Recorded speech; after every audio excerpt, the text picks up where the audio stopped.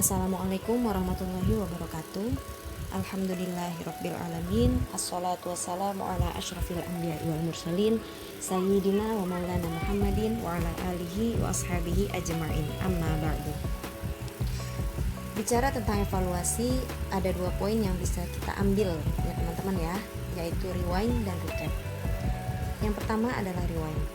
Penting bagi kita untuk mengingat-ingat kembali apa aja sih yang sudah kita lakukan setahun ini, entah itu hal buruk atau hal baik.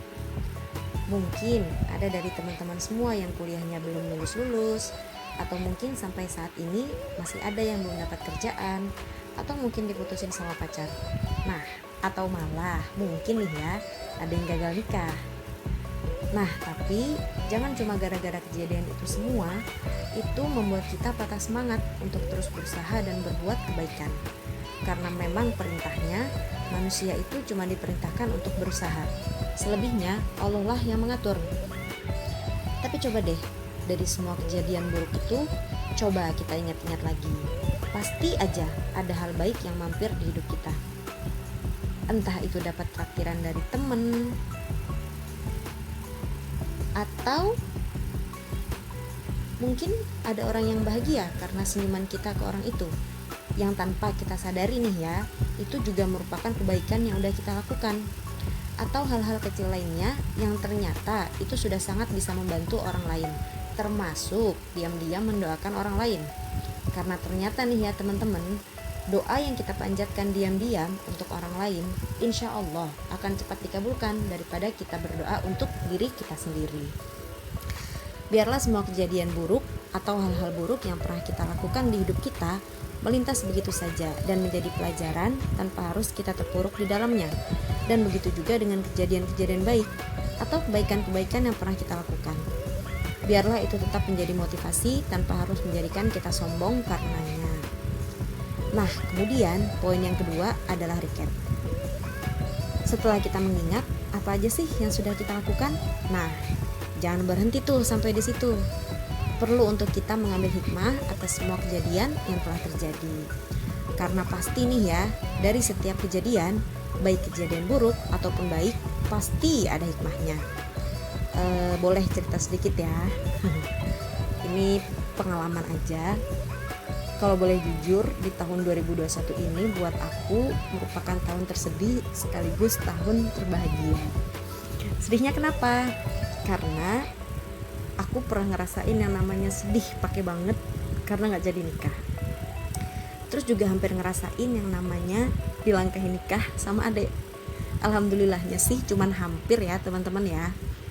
Mungkin terkesan lebay, tapi maksud aku di sini ternyata setelah aku ngelihat dari semua sisi, kenapa sih aku bisa gak jadi nikah? Atau mungkin kenapa adek aku duluan yang mau nikah?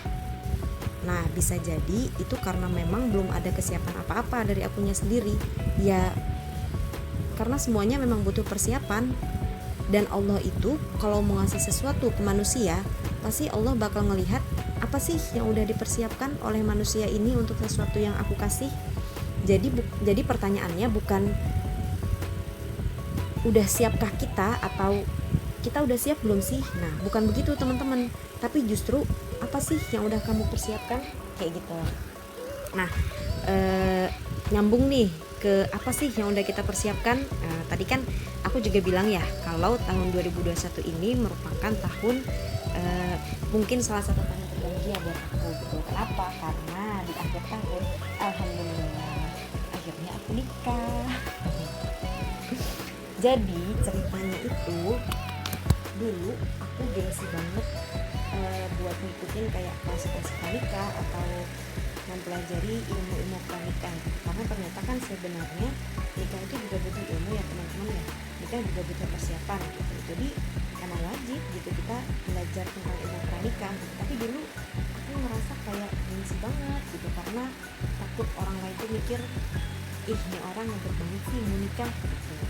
Padahal mah ya ternyata emang perlu gitu. Nah, jadi sebelum aku proses sama seorang ikhwan yang akhirnya menjadi suamiku, Jadi aku itu ikut kelas pranikah selama sebulan. Jadi di dalam kelas itu kita dapat materi sama tugas-tugas. Nah, tugas-tugas itu yang nantinya bakal jadi isi buat CV gitu. Jadi isi buat CV. Jadi pas diminta buat CV, aku udah nggak repot lagi gitu, udah nggak mikir-mikir lagi gitu, tinggal nyalin aja dari tugas-tugas yang aku kerjain. Nah, hampir sebulan nih aku mengikuti kelas pranikah itu. Jadi di akhir sehari, jadi di akhir kita dapat tugasnya itu sebenarnya tiap minggu gitu, tapi ini ceritanya sudah memasuki tugas terakhir gitu, tugas pekan terakhir gitu. Jadi sehari sebelum aku ngumpulin tugas terakhir, ternyata Allah itu ngasih keajaiban buat aku gitu. Maksudnya Allah ngasih surprise gitu buat aku, yang tadinya aku itu udah nggak mikir aku mau nikah nih gitu. Jadi aku di situ benar-benar murni, aku cuma mau belajar tentang ilmu pranikah gitu. Jadi nggak mikir aku mau nikah gitu. Sebenarnya mikir mau nikah mau, tapi maksudnya bukan yang harus nikah nih habis ini, bukan yang kayak gitu. Nah, ternyata sebelum aku ngumpulin tugas terakhir, sehari sebelumnya itu tuh aku ditelepon sama guru aku gitu. Diajak ngobrol tentang kesiapan nikah dan sebagainya, dan ternyata ditawarin gitu si Ikhwan ini gitu. Nah, singkat cerita, alhamdulillah ternyata setelah itu langsung proses, dan ternyata Allah pun memudahkan. Dan menurut aku itu singkat banget ya prosesnya, dari awal ditelepon sama guru, terus itu menuju khutbah, kemudian menuju nikah. Menurut aku sih singkat ya. Intinya dari kejadian itu aku langsung mikir, mungkin memang Allah mau melihat keseriusan aku gitu. Allah mau melihat kesiapan aku. Jadi bukan aku yang ngerasa siap gitu, tapi apa sih yang udah aku persiapkan gitu. Aku mau nikah, apa sih yang udah aku persiapkan menuju pernikahan itu gitu. Kalau kita aja nggak pernah memperlihatkan, gimana orang bisa percaya gitu, gimana Allah bisa percaya kalau kita ini udah benar-benar siap. Meskipun memang belum siap 100% semuanya, cuman seenggaknya minimal adalah gitu kita mempersiapkan ya mungkin 30% atau mungkin 60% seperti itu. Sama juga kayak misalnya kita pengen haji nih. Waktu itu saya juga pernah ikut seminar ISQ tentang haji. Itu di situ coachnya menyampaikan bahwa gimana kita bisa haji kalau kita tidak mengantri gitu. Gimana kita bisa haji kalau kita tidak berusaha? Gimana kita bisa haji kalau kita tidak menabung? Mungkin benar kata orang-orang, ya namanya takdir mah Allah yang ngatur gitu ya. Kalau Allah emang udah nakdirin nih ya kita haji, ya bakal haji gitu. Tapi lagi-lagi tetap harus ada pemancingnya dong. Kita harus tetap berusaha, kita harus tetap nabung nih misalnya. Mungkin salah satu ikhtiar kita nabung, salah satu ikhtiar kita ngantri gitu. Gimana kita mau dipanggil kalau kita nggak ngantri? Gimana kita mau dipanggil kalau kita tidak memperlihatkan wajah kita kepada si pemanggil gitu. Nah, sama aja kayak misalnya kita mau makan, gimana kita bisa makan kalau kita nggak masak nasi nih misalnya. Dari mana gitu kita dapat makanannya gitu kan. Jadi intinya jika kita ingin mencapai sesuatu, alangkah baiknya dan memang seharusnya kita ikhtiar terlebih dahulu seperti itu. Dan lagi-lagi untuk semua resolusi yang sudah kita tulis, untuk resolusi yang sudah kita ucapkan, untuk semua resolusi yang sudah kita sudah kita harapkan gitu ya, itu tidak akan tercapai kalau kitanya hanya diam saja gitu. Dan mungkin ini ya, kalau dilihat mungkin di usia kita saat ini gitu. Maksudnya untuk teman-teman yang mungkin sudah remaja gitu, untuk teman-teman yang merasa masih kuat fisiknya, untuk teman-teman yang merasa masih bisa untuk melakukan banyak kebaikan, maka inilah saatnya gitu. Karena di dalam surat Ar-Rum ayat 54 kalau tidak salah, di situ Allah bilang, dan aku menjadikan kamu dalam keadaan lemah. Yang pertama itu Allah menjadikan kita dalam keadaan lemah. Wajar kita tidak bisa berbuat apa-apa, kita tidak bisa berikhtiar apa-apa. Kemudian, dan aku menjadikan kamu setelah keadaan lemah itu menjadi kuat. Nah itu keadaan sekarang, itu keadaan kita sekarang, keadaan kita masih sangat muda, keadaan saat fisik kita masih kuat. Maka usahalah gitu, usahalah semampunya, usahalah semampu kita, berbuatlah kebaikan selagi kita masih bisa, berbuatlah berbuatlah apa saja gitu, asalkan itu bermanfaat untuk orang lain. Karena kalau bukan sekarang waktunya, kapan lagi gitu. Nah kemudian yang ketiga, dan aku menjadikan kamu setelah keadaan kuat itu menjadi lemah lagi. Nah jangan sampai nantinya kita menyesal gitu ya, kita sudah berharap aku akan melakukan ini, kita sudah melakukan kita sudah banyak gitu, to-do list kita udah banyak gitu, resolusi kita udah banyak gitu, tapi ternyata belum kita lakukan dan akhirnya kita menyesal. Ya sudah gitu. Jadi jangan sampai kita sekarang lah waktunya, tapi ternyata tanpa kita sadari kita akan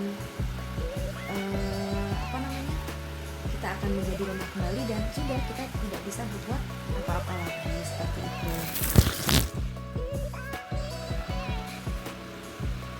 Mungkin ini sharing mungkin sharing yang bisa saya sampaikan.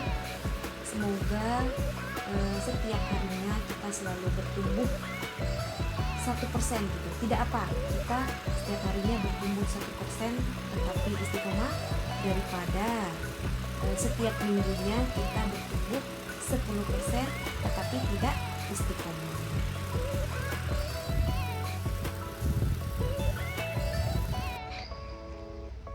Bismillah.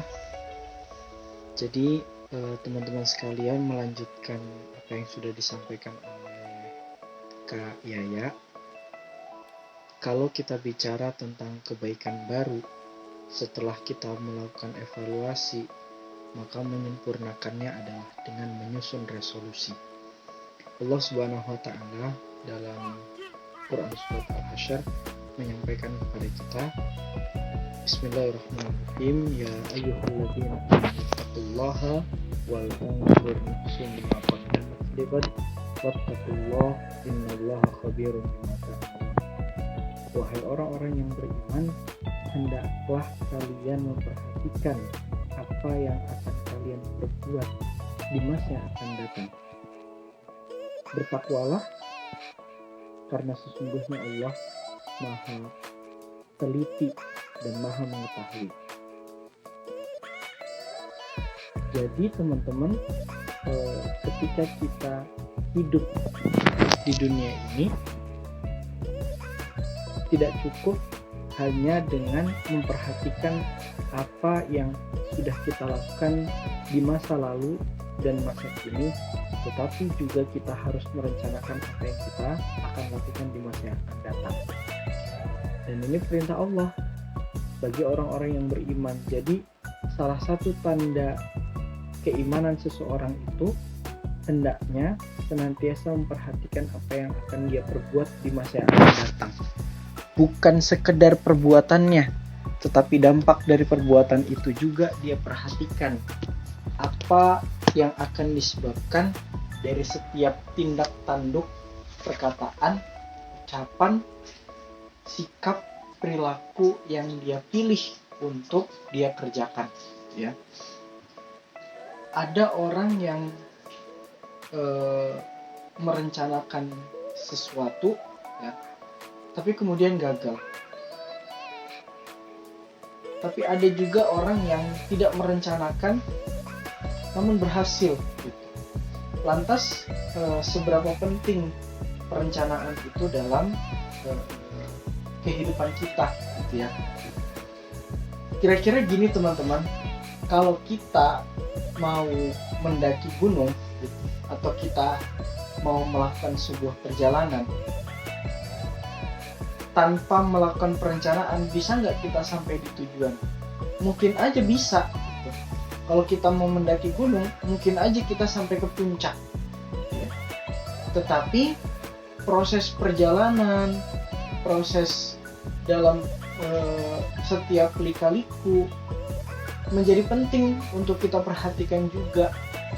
Karena lagi-lagi Allah tidak menilai hasil yang kita dapatkan, ya.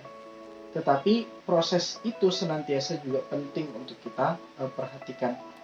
Maka teman-teman para ulama menyampaikan kepada kita cara kita untuk melakukan perencanaan yang baik itu dengan setidaknya satu, memperhatikan apa yang kita inginkan. Kemudian yang kedua, memperhatikan apa yang dunia butuhkan. Yang ketiga, apa yang menjadi prioritas kebutuhan zaman.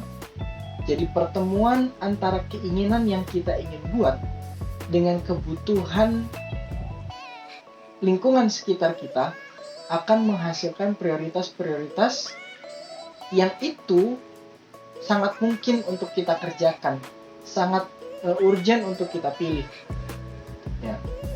Seringkali kita dengan gampangnya mengatakan ini keinginan saya, gitu. Atau sebaliknya kita mudah menjustifikasi bahwa ini kan keinginan orang, bukan keinginan saya. Nah, itu menjadi semacam luka batin, semacam luka di dalam hati kita yang bisa nyembuhin sebetulnya kita sendiri, gitu. Ya, ketika kita mengerjakan apa yang kita inginkan, ternyata tidak juga maksimal. Ketika kita mengerjakan apa yang orang-orang butuhkan, juga kita nggak maksimal. Nah, disinilah letak pentingnya perencanaan dalam setiap langkah-langkah yang akan kita ambil. Jadi dalam menyusun resolusi, teman-teman, satu, perhatikan apa yang kita inginkan, dan perhatikan apa yang sedang dunia butuhkan dari kita. Maka akan melahirkan peran-peran penting kita sebagai seorang manusia. Teman-teman sekalian, jangan pernah kehilangan semangat, jangan pernah kehilangan optimisme. Tatap masa depan dengan optimis, tatap masa depan dengan penuh kebahagiaan, maka insya Allah Allah akan berikan kemudahan kepada kita semua. Terima kasih semua. Assalamualaikum warahmatullahi wabarakatuh.